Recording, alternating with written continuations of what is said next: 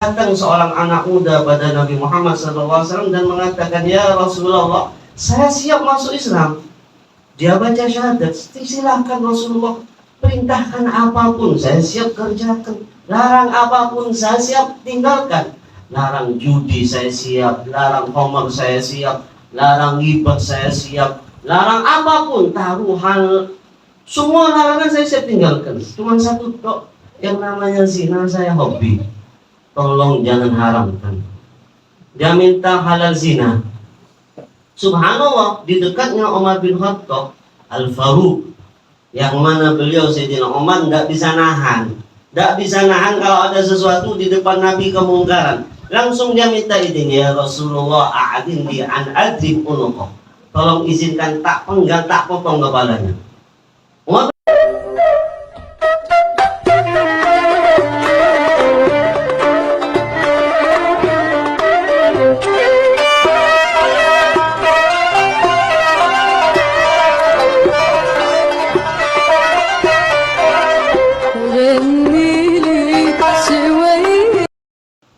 Amma hadirin yang dimuliakan Allah Subhanahu wa taala, wabil khusus guru kita bersama Sayyidil Hamid Abu Bakar Al-Hamid hafizahullah taala wa ra'ah.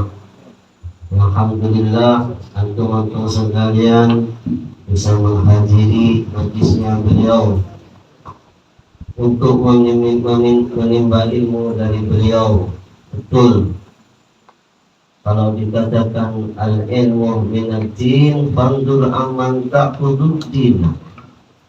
Ilmu itu adalah agama.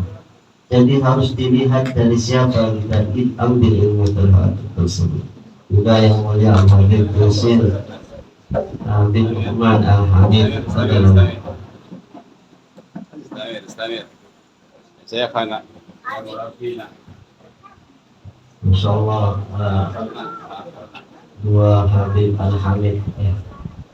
Yang mana beliau Al-Hamid ini adalah anak cucu dari anak daripada Syekh Abu Bakar bin Salim yang mempunyai julukan Fakhrul Wujud. Subhanallah, menjadi wali Allah terbesar di zamannya, mempunyai keramah yang luar biasa. Dan keramah tersebut bukan dihasilkan dengan banyak tidur atau banyak main, tapi kekaramatan yang dimiliki para wali adalah buah daripada ijtihad, berusaha luar biasa dalam ibadahnya.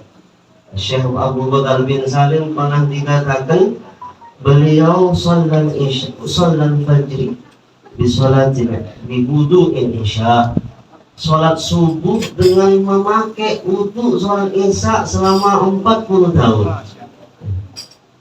Jadi dia sholat isya, dari isya sampai subuh sholat wudunya tidak batal sampai adzan subuh dan sholat selama 40 tahun. Saya pernah sholat subuh dengan wudu isya 4 hari pernah, tapi sholat isyanya jam 3 malam, duduk setengah jam adzan subuh. Subhanallah, hampir sama seperti Syekh Abu Bakar bin Salim. Tapi Syekh Abu Bakar bin Salim sholat di awal waktu dan sholat subuh pun di awal waktu dengan wudu isya-nya selama 40 tahun. Dari itu guru kami Al-Habib Abu Bakar Al-Adni mengatakan, kita bingung, hati kita kotor, hati kita gelisah. Kan banyak orang ruwet pikiran datang ke psikolog, dokter yang bisa memberikan kita subhanallah masukan hingga kita bisa tenang. Tidak mungkin akan tenang seseorang, kata guru kami, kecuali indahu jalsatul imaniyah birabbi. Dia punya jalsah khusus keimanan dengan Tuhannya. Qiyamul lail, bangun malam walau sebentar, 15 menit, panjangkan sujud, bilang kepada Allah Subhanahu wa ta'ala, baru akan terbuka semua, akan terangkat semua apa beban kehidupan seseorang. Adapun curhat pada orang, curhat pada manusia, subhanallah mungkin sementara bisa membuat kita tenang pas di depannya, pas dengar tausiahnya atau pas dengar anjurannya. Tapi subhanallah, untuk mengobati semua itu perlu kita munajat ibadah kepada Allah Subhanahu wa taala. Alhamdulillah, majlis-majlis seperti inilah yang mendorong kita untuk bisa mendekatkan diri kita kepada Allah Subhanahu wa taala. Apalagi acara seperti ini memang pintu untuk pendekatan diri kepada Allah. Kenapa? Karena Nabi Muhammad adalah manusia yang menjadi pintu Allah Subhanahu wa taala. Anta babullah mu'tamadi. Kita biasa qasidah, ya Rasulullah, salamu anta babullah mu'tamadi. Engkau adalah pintu Allah yang menjadi sandaran kami. Subhanallah, man salaka ala darbi wasol, barang siapa melalui jalan, dia melangkah betul dengan jalannya, maka dia akan sampai. Dan tidak ada jalan terbaik untuk pendekatan diri kepada Allah kecuali melalui bimbingan Rasulullah sallallahu alaihi wasallam. Laqad kana lakum fi Rasulillah uswatun hasanah. Di Nabi Muhammad contoh teladan yang terbaik. Apapun kita mau menjadi siapapun, Nabi Muhammad contohnya. Mau menjadi seorang guru, mau menjadi seorang dokter, mau menjadi seorang pengajar, mau menjadi seorang anak, mau menjadi kakak, mau menjadi adik, mau menjadi tetangga, mau menjadi teman, Nabi Muhammad terbaik sallallahu alaihi wasallam. Suatu hari ini kalau mau jadi teman, kita sering berjalan bersama teman. Kemarin saya selalu berjalan bersama Habib Husin di Papua Timika, kita keluar kurus dakwah. Subhanallah, apa yang kami rasakan, yang saya rasakan, beliau menjadi yang terbaik teman kami. Bukan saya yang terbaik, beliau yang terbaik. Saya rasakan beliau yang terbaik. Kita berjalan satu mobil kemana, situ makan sana. Subhanallah, berusaha, bukan saya yang hikmah, tapi beliau yang hikmah pada saya. Padahal seharusnya saya yang harus hikmah, karena beliau anak cucu Nabi Muhammad SAW. Tapi sebegitulah Nabi Muhammad SAW. Kalau orang memberikan senyuman, dia akan berikan kehidupan oleh Rasulullah SAW. Dialah Nabi Muhammad SAW. Suatu hari Nabi Muhammad SAW keluar bersama Sayyidina Abu Bakar As-Siddiq radhiyallahu ta'ala anhu. Lalu Nabi Muhammad mengambil siwak, kayu siwak. Subhanallah, ashab majlis taklim ini harus punya siwak semua digantung, jangan HP terus, harus ada siwak. Label majlis Darul Mustafa adalah siwak, harus. Iya kan Habib? Harus, Habib ada. Subhanallah, Nabi Muhammad mengambil dua kayu siwak, satunya lurus, satunya bengkok. Satu lurus, satunya bengkok. Subhanallah, tidak lurus satunya. Nabi Muhammad ambil, lalu yang lurus dikasih ke Abu Bakar As-Siddiq. Dan Nabi ambil yang siwak yang tidak lurus, agak bengkok. Maka kata para ulama, sunnah kita siwak jangan yang lurus-lurus, bengkok sedikit. Kenapa Nabi Muhammad ambil yang agak bengkok? Subhanallah, kata Abu Bakar, ya Rasulullah, la anta ahku bihada. Engkau lebih berhak dengan siwak yang lebih bagus ini. Lah, kata Nabi, tidak. Kamu lebih berhak, saya ambil yang bengkok ini. Kenapa, kata Nabi? Karena tidaklah berjalan dua orang berteman kecuali kelak akan ditanya oleh Allah, apakah dia menjadi teman terbaik atau tidak. Subhanallah, ini akhlak Nabi Muhammad sallallahu alaihi wasallam. Selalu kalau mau menjadi teman terbaik, dialah terbaik sallallahu alaihi wasallam. Mau menjadi pembimbing terbaik, dialah sallallahu alaihi wasallam yang terbaik. Datang seorang anak muda pada Nabi Muhammad sallallahu alaihi wasallam dan mengatakan, ya Rasulullah, saya siap masuk Islam. Dia baca syahadat, silakan Rasulullah, perintahkan apapun saya siap kerjakan, larang apapun saya siap tinggalkan. Larang judi saya siap, larang homer saya siap, larang ghibah saya siap, larang apapun, taruhan, semua larangan saya siap tinggalkan. Cuma satu kok, yang namanya zina saya hobi. Tolong jangan haramkan. Dia minta halal zina. Subhanallah, di dekatnya Umar bin Khattab Al-Faruq, yang mana beliau Sayyidina Umar tidak bisa nahan. Tidak bisa nahan kalau ada sesuatu di depan Nabi kemungkaran. Langsung dia minta izin, ya Rasulullah, a'adin li an adrib unuqah. Tolong izinkan tak penggal, tak potong kepalanya. Umar bin Khattab seperti langsung, subhanallah, kata Sayyidina Rasulullah, "Mahlan ya Umar, tenang, bukan begini." Nah, ini guru yang terhebat. Bukan setiap kali ada anak didik kita melanggar langsung kita hukum, kita vonis. Kan bukan begitu bimbingan Islam. Man ra'a minkum munkaran falyughayyir. Kata Nabi, kalau melihat sesuatu mungkar, ubah. Bukan dihukumi, bukan divonis, bukan langsung ditindak, enggak. Falyughayyir biyadik. Ubahlah dia dengan tangannya. Artinya, jangan ubah. Bagaimana dia berubah? Bukan dihukum pertama. Ini bimbingan Islam. Maka Sayyidina Rasulullah mengatakan, memanggil, tolong maju. Pas maju dia ditanya, kenapa kau suka apa? Ya Rasulullah, saya siap dilarang apapun, tapi zina saya masih senang. Tolong jangan dilarang. Nabi Muhammad mencoba membimbing dengan halus. Lalu dia mengatakan, atardo bi ummik, atardo bi bintik, atardo bi uktik, atardo bi ahlik. Apakah kamu senang kalau orang zina dengan saudarimu? Marah dia, tidak. Apakah senang orang kalau apakah kamu ridho kalau seseorang zina dengan istrimu? Tidak. Apakah kamu ridho kalau seseorang zina dengan putrimu? Tidak. Apakah kau senang kalau seseorang zina dengan ibumu? Tidak, kata pemuda tersebut. Lalu Nabi berkata, begitu juga perempuan yang kau zina tersebut, kadang istri seseorang, ibu seseorang, putri seseorang, saudari seseorang.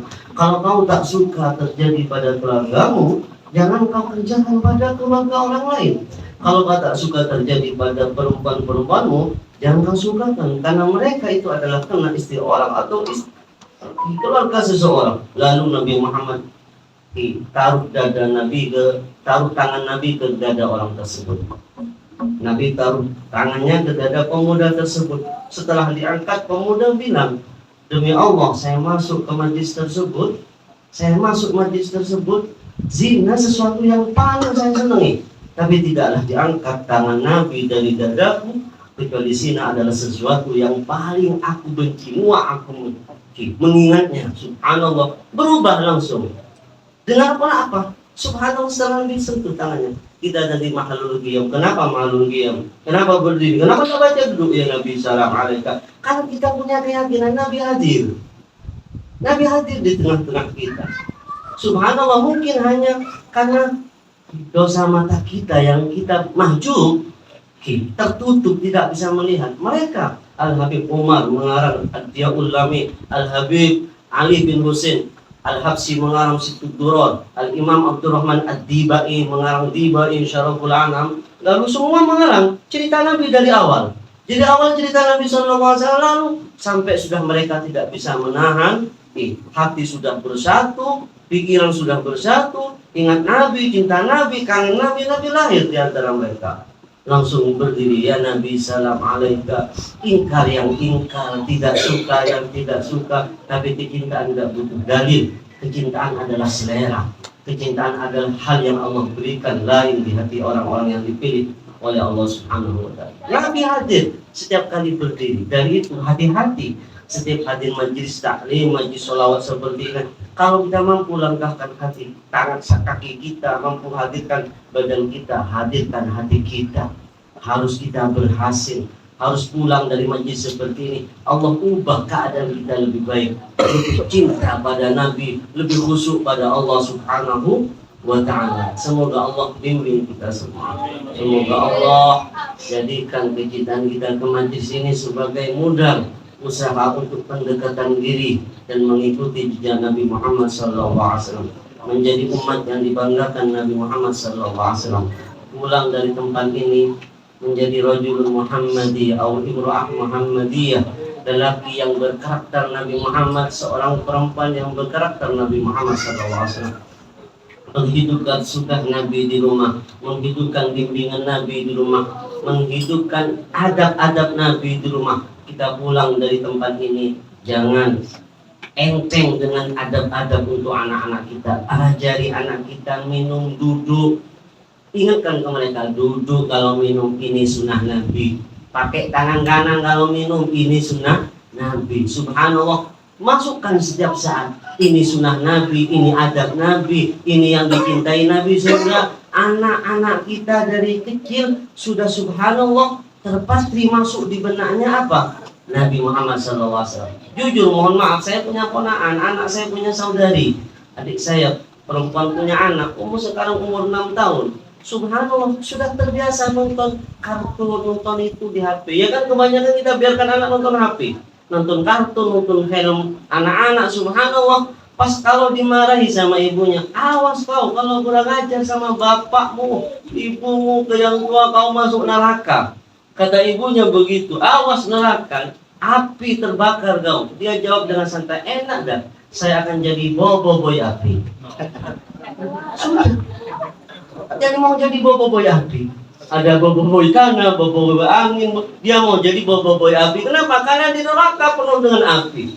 Gak ada rasa takut. Kenapa? Karena sudah dibimbing hal seperti itu. Tapi subhanallah ada, saya nih ada gambar Habib Ali Al-Jufri. Kami dengar dulu waktu di Darul Mustafa, Habib Ali Jufri bercerita seorang guru TK di Amerika masuk Islam gara-gara anak kecil. Banyak gara-gara anak kecil. Subhanallah. Kenapa? Ceritanya gimana?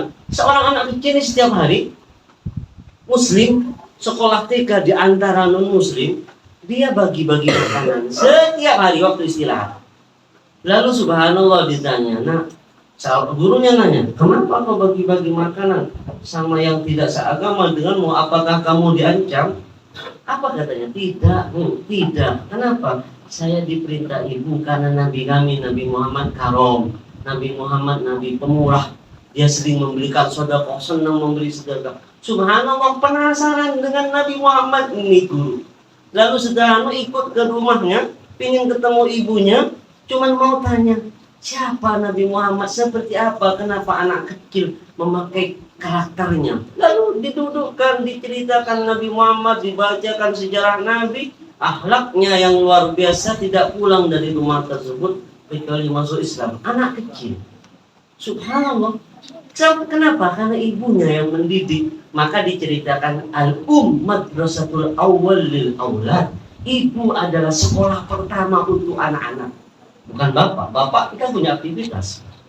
Tapi ibu madrasatul awwal lil aulad, sekolah pertama untuk anak-anak. Subhanallah, seorang TK ditanya, jadi apa cita-citanya? Kan semua dari kecil sudah dikasih cita-cita anak-anak kita.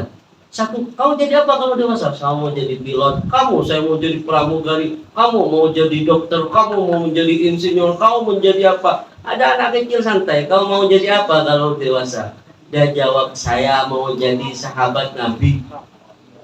Ketawa semua orang di situ. Tapi gurunya kaget, mau jadi apa kamu? Mau jadi sahabat Nabi. Kok bisa mau saya yang lain jadi dokter, yang lain jadi ini, kenapa kamu ingin jadi sahabat? Kata anak tersebut, nih TK, nol besar. Katanya, karena apa? Karena kata ibu saya setiap malam sebelum tidur saya diceritakan para sahabat Nabi. Diceritakan sahabat Nabi, akhirnya pingin jadi sahabat Nabi. Subhanallah, kita enggak. Cerita sama anak nonton TV sampai ketiduran di depan TV sama anak-anak. Akhirnya anak kita banyak pingin jadi artis, banyak pingin pakai seperti itu, banyak. Mohon maaf, model-model sekarang dengan gaya-gaya tersebut, semua tergantung bagaimana orang tuanya mendidik. Dari itu Nabi bersabda, kullu mauludin yuladu 'alal fitrah fal walidahu alladhani yuhawidanihi aw yunassiranihi aw yumajjisanihi. Semua anak terlahirkan suci, maka bapak dan ibunya yang yuhawidanihi, menjadikan dia Yahudi, aw yunassiranihi, menjadikan dia Nasara, aw yumajjisanihi, menjadikan dia Majusi, tergantung bapak ibunya. Semoga Allah memberikan kita bimbingan, mampu mendidik anak-anak kita menjadi orang pejuang-pejuang Nabi Muhammad SAW yang cinta majlis, yang suka majlis taklim, majlis Nabi Muhammad SAW bisa dijadikan orang-orang yang berperilaku akhlak Nabi Muhammad SAW. Amin ya rabbal alamin.